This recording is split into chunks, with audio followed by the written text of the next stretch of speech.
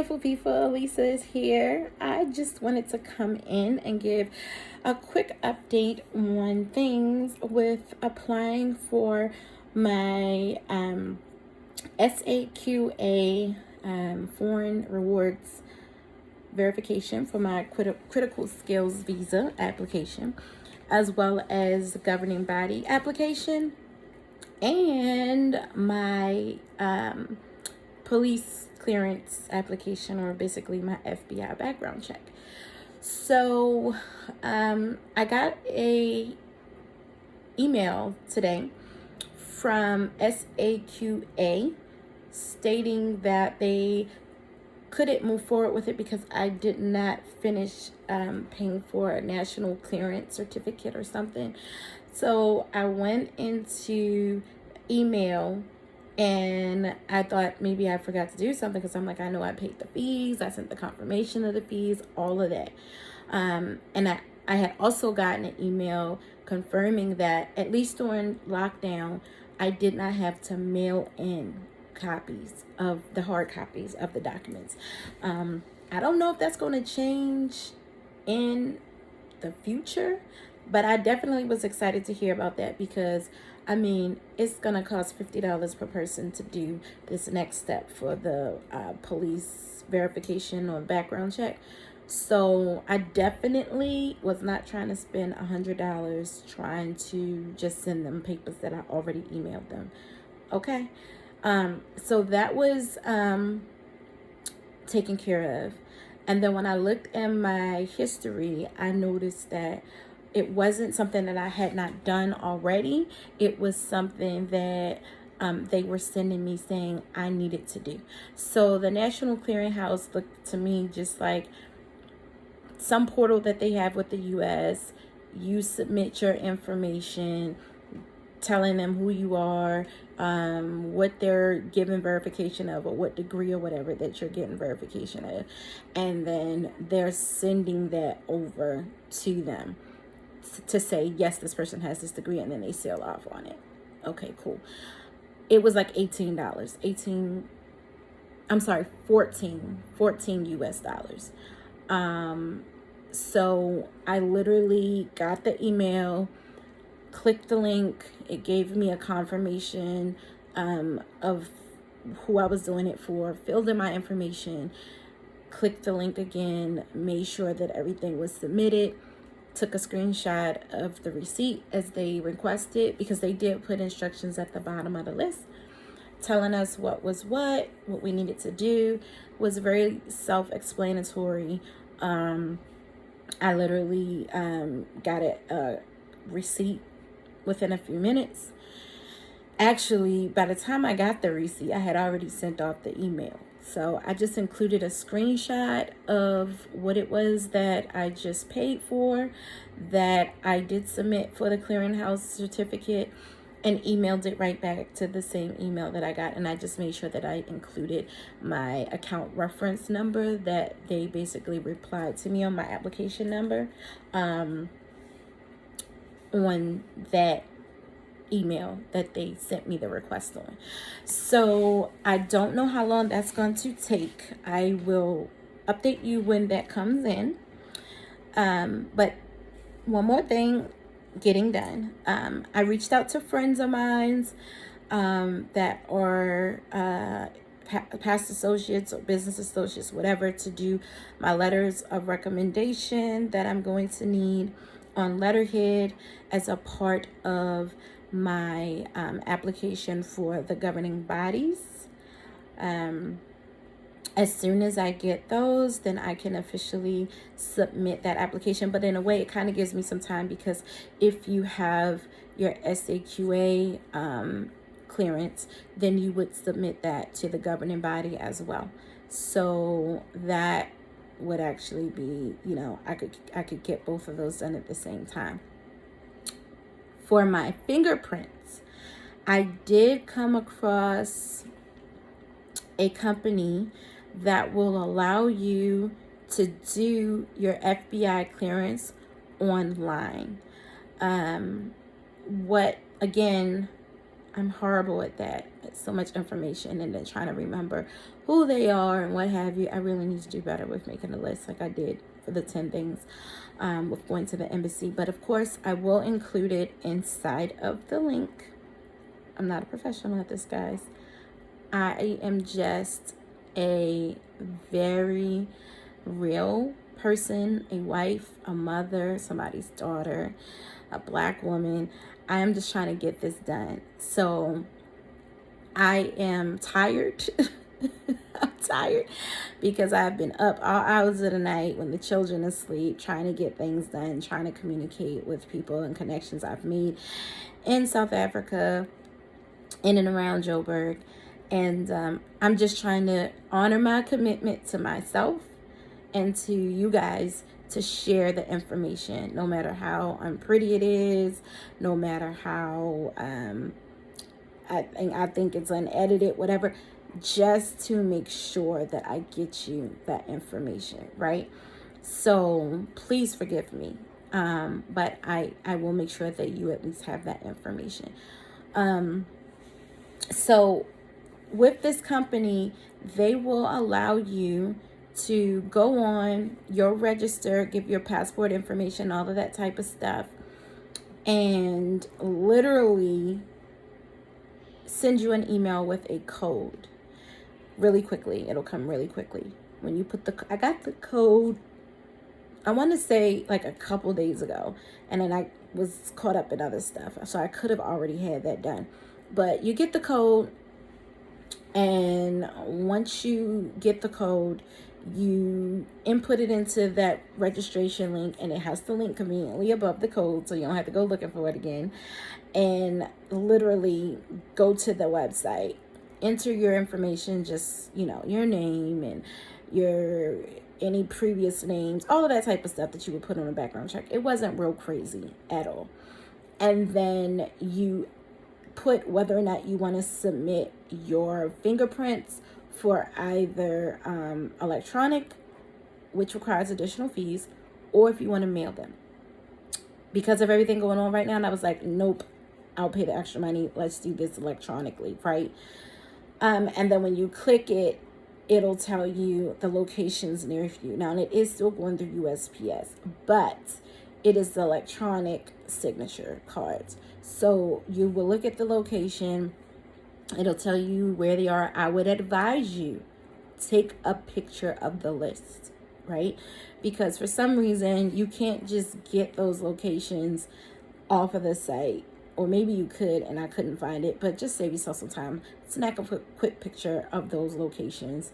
In the DMV area, it was only two. One on Fayette Street down at USPS main post office. My goodness.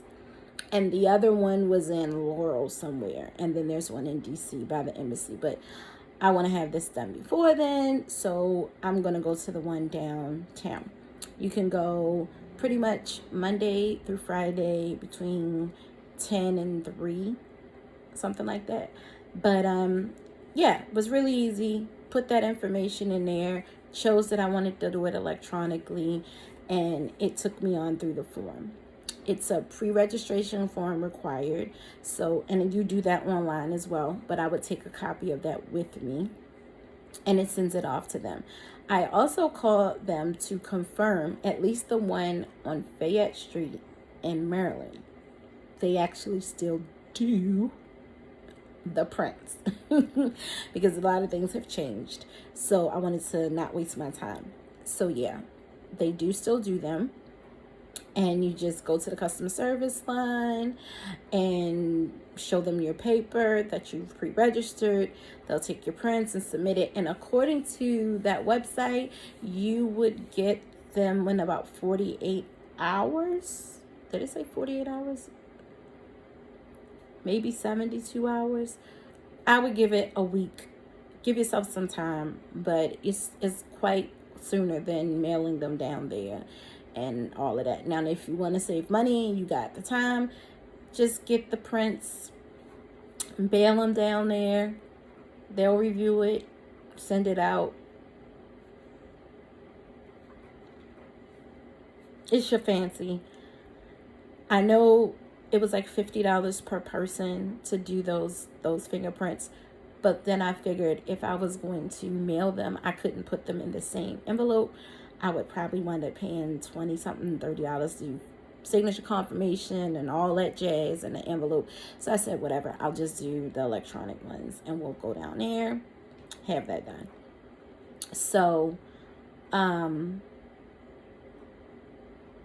any rate, that's done. And I'm really starting to feel the pressure with all of this school stuff. So I wanted to clarify something because I had to kind of clarify that for myself. So there is a specific reason why I am doing this vlog, right? I know that there are videos and there's channels that is talking about South Africa, moving there and all of that. I think it's awesome and it's great in showing the areas, but I do think that for people like me, I would love to sit and talk to somebody that's actually going through this process, has actual questions, and that took the time to document what it was that they were doing. Because whether I thought it was a big deal or not, I don't know anybody else that's left the country and just packed up their whole family, the kids, the hubby, the dogs. Like, I don't know anybody that's done that. So that is the point of this channel, to share that information as I'm gathering it and give it to you. Let's talk about finding a school in South Africa. Okay, so I'm a mommy. Yes, I am a mama bear. And while it is interesting to know about the malls and all of the beautiful places to buy the beautiful things, I need to know about where I'm going to send my children, right? So I think it's important to talk about that. Schooling in South Africa is quite a bit of a puzzle, right? And by puzzle, I just mean I'm figuring it out. Not that it's so crazy, but it's definitely some differences. So biggest thing to really make sure you understand that school is not free in South Africa. Yes, you got it. You pay for your children to go to school, and not just for private school either. You pay for public school. Why am I talking like this? Because I want to stress this point. If you are a parent and you're going to relocate to South Africa, this is your moment to know, sound the alarm. You will pay for your kids to go to school. Got it? Oh, great. So, not a problem for us, because you pay for your kids to go to school in the U.S., except it's called taxes, right? And you might not even know what those taxes are really going to. But in South Africa, your children enroll in school. It's very blatant. It says these are your fees, what it goes towards, and basically the cost breakdown of what it is that you're going to be getting as a part of that package, right? So where I am right now is in choosing where we're going to live. I also need to make sure that I am not driving across country, literally, to get my children to school. I also have 5 children. They range from the ages of 16 all the way down to 4. So I have a range of I have a range of children that I need to take care of, right? So one of the things that I thought would be really good to share is understanding how the schooling system is, right? So they don't do well, they do have first, second, third, fourth, but it goes 0, 0, 0, or double R, or triple R, and then double R. And then there's first, second, third, fourth, fifth, sixth, seventh, eighth, ninth, 10th. And then 12th is called matrix. And the way that they divvy up their schooling is a little bit different. Now, it's not uncommon, especially for the private schools, to have maybe a 0 through 12th grade where they stay there the entire time, and service, all of your children. If you're going to take another route, you could probably do like your what we call elementary, middle school, or junior high school children in one school, and then the high schoolers in another one. That's possible. But then they also have something that's called college. Like they'll call, when they get to 12th grade, it's college. So that is definitely a new area of knowledge that I will definitely have to gain more insight into. I'm looking at areas that I think from the time that we spent there is going to be a little bit more conducive to how we are looking to live. So I don't want to have to go very far. I do not want to be right on top of each of people, but I do want to kind of have that sense of community, not completely spread out. The children do kind of go where they also are living.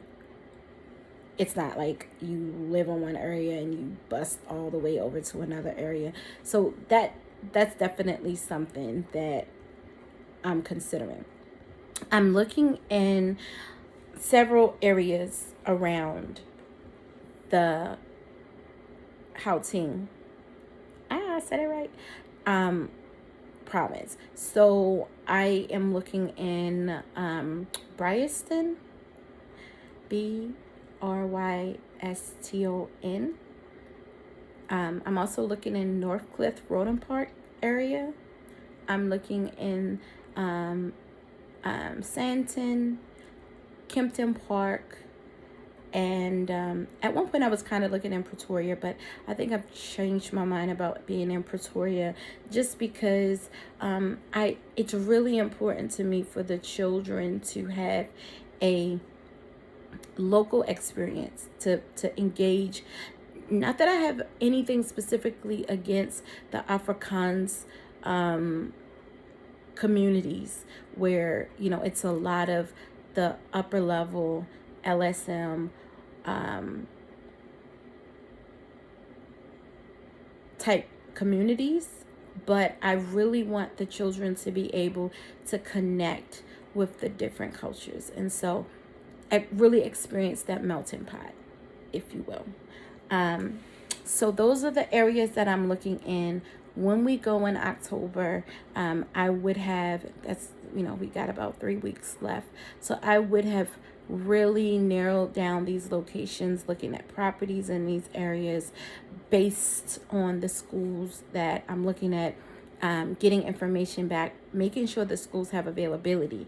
That's a big thing too. Like they literally start registering for the following year in say June, July, and then their school ends in December and starts in January. So I'm assuming because, of course we're coming from out of the country, that we would be given special consideration, at least in terms of submitting our paperwork, because we don't live there. But we still have to make sure that they have space. So that could be something that could be a doozy in terms of finding somewhere that we like, finding a home that's near there that we like, in our price range. And we're looking at just around about 40,000 Rand per month, which is around, I say 30 to 40,000 Rand. That's around a 2,000, 3,000 US dollar ballpark, right? So we definitely want to pay and be in secure areas, preferably somewhere that's gated. I don't really want to be in what looks like they call them cluster homes, or basically like garden or kind of these pre-planned communities. I definitely would like a house, a place with yard and grass. I mean, what good is it to go to Africa and then you still live in a brick city? Definitely somewhere to go and have the children to run and play and all of that type of stuff outside. But yes, that is definitely something that we are going to have to factor in. So it's a lot of research, a lot of time on these websites, looking at their criteria, looking at their stats, looking at what their fees are. Some of these schools, especially in the Santon area, I mean, 78,000, 120,000 rand per student per year, which is between 5 and 8,000 US dollars per student. Some of them will offer a little bit of a discount if you have multiple children, of course. So here's the thing. When I was looking at the pages, I saw great, I guess I saw a mixture. I saw great articulation and writing of the goals and the principles, the standards of the schools, what they're providing, what the finances are going to, all the fees, what is expected of you as a parent. They're pretty good at, if you pay it up front, you get a discount. You can do usually 10-month or 12-month terms if you can't pay it all at once. I think I may have saw something at one school where it's some sort of like a subsidy. Again, that's for people that live there, or nationals or citizens, so to speak. But again, we're going there and we are going to be signing affidavits saying that we can care for ourselves. And I definitely want them to be engaged and be attending school in South Africa, right? Not online or some Americanized school. So we're definitely figuring out, and that's a major part of our budget, is making sure that aside from where we're living, that also, and that it's safe, that also we choose wisely when we choose our schooling. Because really, for that first 2 years, I want them to be in the same space. One, because I have a 10th and 11th grader. So that means the next 2 years they'll be graduating. So I would really like them to have established some relationships with their peers as much as possible, some sense of community, some friendships, or at least budding friendships, and established a place that, they would be at. Now, granted, the children have started school here. So they would be just at the end of second quarter by the time we're about to leave. But you know what? As far as I'm concerned, last year was a dud and the beginning of this year was a dud too. So all it did was reinforce and help them. So they get a fresh start and they will start the school year over again. So they will be basically still, like a false start, if you will. So they'll start school, all of them, their appropriate grades when we get there, but they'll start them at the top of the year with their fellow South African peers, right? So that's big in itself. Looking at most of the schools, they wear uniforms. Some of the schools, I'm not gonna lie, the uniforms was corny to me, y'all. I mean, yeah, it was a little corny to me. Some of them with their little hats and everything, but others, they were really well thought out. Like, again, that's a cultural thing. I don't know who chose some of them uniforms, child, but that ain't it. But a lot of them with their blazers and, you know, the shorts and or the skirts, it was really nice, really, really nice. So what's the most important thing to you guys? Knowing that you have to pay for your children to go to school, would that be a make or break for you? Would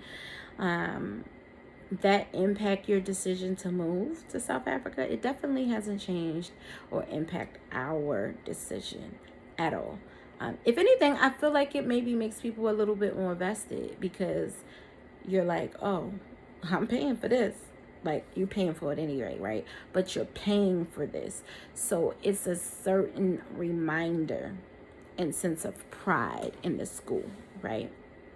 I think so. So today is South African Heritage Day. I just found that out while I was making some calls this morning, trying to get some things done.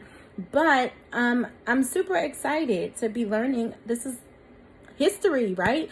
This is literally my first real knowing, not something that I heard, but something that I know. South African holiday, right? Because we don't, I mean, we have Black History Month and, you know, things like that, but we don't have like Heritage Day, or that's something that's like nationally celebrated. Like, I mean, they on a 4-day weekend right now. Like, I called one of the schools and it was like, we are closed Thursday, Friday. We'll see you next week. Happy Heritage Day. And I was like, oh, okay. And then the kids had their little heritage outfits on, their skirts, their neck attire, their Zulu hats, all that stuff. So that was beautiful to see. That was absolutely beautiful to see. And it just warmed my heart more to be ready to be a part of that entire experience. And that'll be a great landmark, because next year on Heritage Day, when my children are experiencing it at their schools, I'll be posting pictures and I'll be able to remember and think back and say, oh my God, it's been a year, right? Oh, I can't even contain myself. It's really getting real. It's really getting real. So, good time for reflection, right? Really good time for reflection. So, I was thinking while I was trying to get all this stuff done, planning, packing, what clothes are we taking, not taking. Really, if I would have left it up to me, I would have just said, leave everything. Just take the important papers and keep it moving. But we understand people have attachment to things, and it's those little things that make you feel like you're connected from one place to the next. So it is important to take some things with us, some trinkets, some clothes, some items, things like that. I guess as I was doing all of this, I had to actually sit and think about everything that's going on and the temperature of the times as we are making this transition. And I would be remiss if I did not speak on the fact that, yes, we have just received the announcements from the respective areas of the country in regards to charges being brought and the deaths of George Floyd. Also in Arizona, where we were residing, Deion Johnson, and then as well on the East Coast for Breonna Taylor. And both in Deion's case, there were no charges brought at all. Breonna's case, there was one officer who was fired, but barely, like basically a slap on the wrist. And I was talking to a friend of mine today, and I said, you know, as much as I want to focus on the positivity of this journey, of the experience, I cannot ignore that things like these are contributing factors. I won't say the key motivators, because we are world travelers and we have truly had it in our hearts to reside outside of the U.S. for cultural experience and all of the wonderful things that happen as a result of living abroad, and really wanting that experience with our children, not just as a foreign exchange student, but as a family, to have that connection of living abroad as a family. But it is definitely an impact on our decision.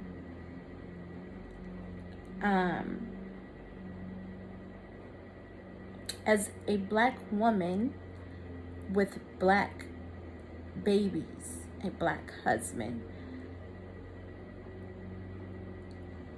I would be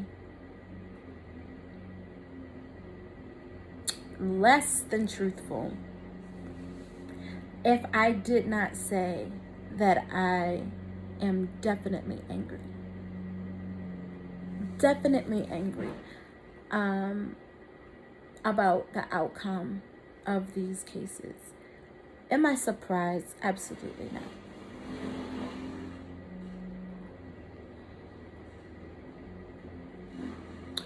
But somebody, see how the devil works. As soon as I want to start talking serious, somebody want to go. That's okay. Y'all can hear me though, right?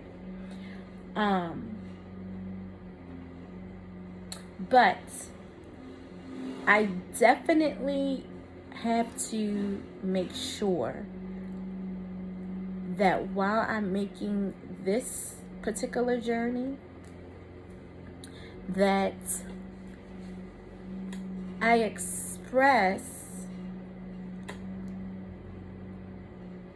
my displeasure, and that for history's sake, this is something that is impacting my decision to leave. Now let's address that, right?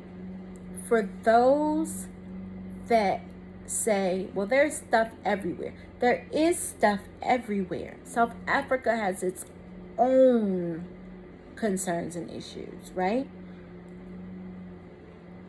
But I have a choice in the matter. That is the point of this move, is that I have a choice in the matter.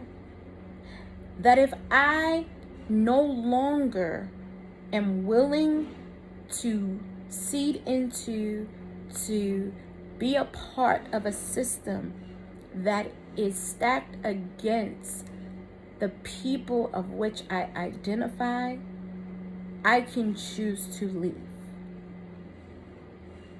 I can choose to leave. That I am a human asset, that I have a beautiful brain, that I have skills, critical skills, according to South Africa, that I can vest in to a country. Now, as I thought about this, it was really big for me. You know why? Because I have worked for myself for the last almost 13 years. I've been an entrepreneur, meaning I have not worked in someone else's company for someone else earning a paycheck. I've been building wealth, building a business, building equity for my children, and teaching them those skills of entrepreneurship and trade and business. But in going to South Africa, I have not excluded myself from the working class. I could easily apply for a retiree visa. I'm retired Army. I would be able to support myself. My husband and I would be able to afford to send our children to school, to take care of our responsibilities, and do what it is that we need to do. However, we have made the conscious decision to not immediately just apply for that, but to apply for the critical skills and work visa, because it is our intention to go invest our skills and our art and our passion of our trades into the economy of South Africa. Because the country is building. Everybody is building. So while it is beautiful to go and to have, as we say, it's a third world country, but it has a lot of first world experiences, to go and enjoy those first world experiences, but to most certainly contribute our trade and our skills and our business acumen and our sense of pride as entrepreneurs into the economy of the working class people of South Africa. And that we have a choice. That I chose not to be a part of the corporate structure that has been stacked against Black Americans in the United States, but that I can, in the same space, choose to invest my human skill into the workforce of South Africa. That is the point of this move. That is the point of this journey. And then to report on that in such a way that it is transparent, educating, and eye-opening to those that may be thinking about doing the same thing. Maybe not to South Africa, but to spark that interest in you to do it somewhere else. That you do have a choice. We do have a choice. We do have a choice. And no, it is not free to do. But there always has to be those trailblazers, those ones that have the tenacity to go in the forefront and don't know all the answers and edge it out and figure it out, and then go back and share that information and give the tidbits and the trail map to those that are behind them. That's what I'm seeking to do. So with that said, that is my seriousness for today. I hope you found inspiration from it. Let me know if you have any questions. Make sure you like, subscribe, follow, all those beautiful things that we do in social media verse that I know I'm supposed to say at the beginning and the end of these videos, but I always only remember it at the end. Make sure that you let me know if you have any questions, if it's something that I talked about that interests you, if you want me to look into it a little bit more. If you're going on your own journey, if you're thinking about going, I know it's the continued of the year, the return, the big thing with Ghana. I've seen a lot of people saying, oh, I wish people would not just go to Ghana, but come other places. But I think the thing with Ghana is that they've made it so accessible, and they have made a marketing campaign, and people coming to Ghana, moving to Ghana, everything that they're offering them. And it doesn't necessarily mean that they have the best offerings, but they've sounded the call and people are answering it, right? It's become a hashtag. So I think that the more that we have people like myself that are sharing this information, that are kind of giving those bricks of wisdom, knowledge, information, leading over to the country of Africa and South Africa, abroad, all of those different areas, is so vast that more people will endeavor to make the transition. So it was great to talk to you guys today. That is my JourneyToZA update. Let me know if you want to get some more information in regards to the trip, or in regards to where we are with fingerprints. I'll make sure that I include those links as I promised, and I'll give you an update as soon as I can. Talk to you later. Bye.